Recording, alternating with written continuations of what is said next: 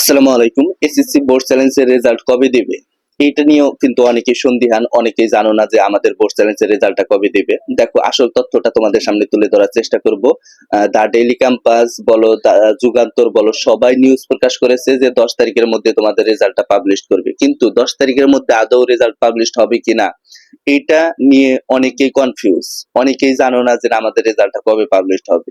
দেখো, তোমাদের রেজাল্টটা সাধারণত 10 তারিখ বা 12 তারিখের মধ্যে পাবলিশ হবে। এটা বলতেছি কেন? কারণ হচ্ছে প্রতি বছর আমরা লক্ষ্য করি যখনই একাদশ ভর্তি কার্যক্রম শুরু হয়ে যায় তার 1 বা 2 দিন বা 3-4 দিন পরে তারা কিন্তু রেজাল্টটা পাবলিশ করে, অর্থাৎ বোর্ড চ্যালেঞ্জ রেজাল্টটা পাবলিশ করে। এবছরও তার ব্যতিক্রম হবে না। এখন নির্দিষ্টভাবে বলে নাই যে তোমাদের 10 তারিখের মধ্যে রেজাল্টটা পাবলিশ করবে। এখন রেজাল্ট পাবলিশ হওয়ার জন্য একটা নোটিশ পাবলিশ করে। আগে 1 দিন বা 2 দিন আগে একটা নোটিশ পাবলিশ করে যে অমুক দিন তোমাদের রেজাল্টটা দেওয়া হবে। এখন সে অনুযায়ী কিন্তু তারা রেজাল্ট পাবলিশ করে। এখন রেজাল্ট পাবলিশ হওয়ার জন্য বা বোর্ড চ্যালেঞ্জ রেজাল্ট পাবলিশ হওয়ার জন্য অ্যাভেলেবেল শিক্ষার্থীর কিন্তু রেজাল্ট পাবলিশ হবে। অনেকেই ফেল থেকে পাস করবে, অনেকেই ফেল থেকে এ প্লাস করবে, অনেকেই দেখা যাবে যে ফেল থেকে এ গ্রেড করবে, অনেকেই এ গ্রেড থেকে এ প্লাস করবে। এই ধরনের অ্যাভেলেবেল শিক্ষার্থী আছে এবং তাদের রেজাল্টটা পরিবর্তন হবে। এখন তোমার রেজাল্ট যে পরিবর্তন হবে না এমনটা নয়, তোমার রেজাল্টও পরিবর্তন হতে পারে। তুমি কাঙ্ক্ষিত সময় কাঙ্ক্ষিত ভাবে রেজাল্ট বের করার চিন্তা ভাবনা করবা। অনেকেই দেখা যায় রেজাল্ট বের করতে পারো না, রেজাল্ট খুঁজে পাও না।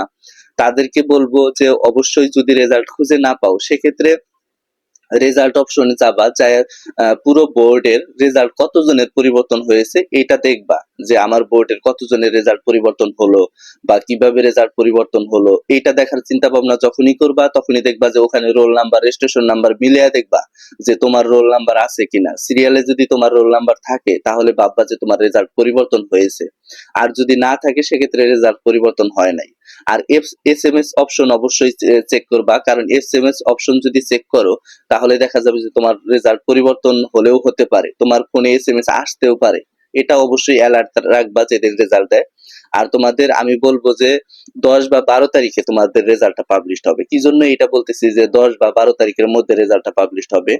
যদি রেজাল্ট পাবলিশ হয় 10 তারিখে তাহলে দেখবা যে 8 তারিখে তোমাদের একটা নোটিশ পাবলিশ করেছে যে 10 তারিখে তোমাদের রেজাল্টটা দেওয়া হবে। আর যদি 12 তারিখে রেজাল্ট পাবলিশ হয়, অর্থাৎ বোর্ড চ্যালেঞ্জের রেজাল্ট পাবলিশ হয়, সেক্ষেত্রে তোমাকে নোটিশ দেওয়া হবে 10 তারিখে। 10 তারিখে বলা হবে যে তোমাদের রেজাল্টটা 12 তারিখে পাবলিশ হবে। সেক্ষেত্রে ওই টাইমে কিন্তু অবশ্যই তোমরা রেজাল্টটা পেয়ে যাবা। অনেকেই কনফিউজ আছো বা কনফিউজ থাকার বা চিন্তা ভাবনার কোনো কারণ নাই। যদি চিন্তা ভাবনা করো তাহলে দেখবা যে হয়তো বা অন্যদিকে খারাপ হইতেছে।